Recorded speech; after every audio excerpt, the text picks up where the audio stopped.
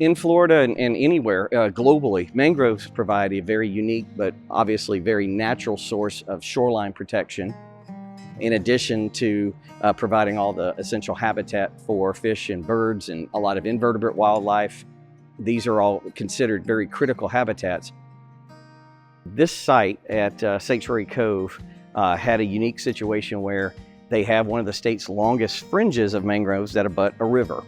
And that river and the view from what the development that was being planned were a little bit off in terms of what residents would want and versus what Mother Nature was providing at the time.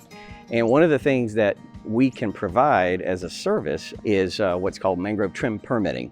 And through that process, we work with our federal, state, and local regulatory partners as well as our client in order to come up with a plan to trim these mangroves and do so within the confines of all the federal, state, and local laws that exist, but also to create the viewing corridors that our clients need to enjoy their properties. We've helped to modify that permit to allow for appropriate viewscapes. We've also worked on the environmental compliance aspects of the project.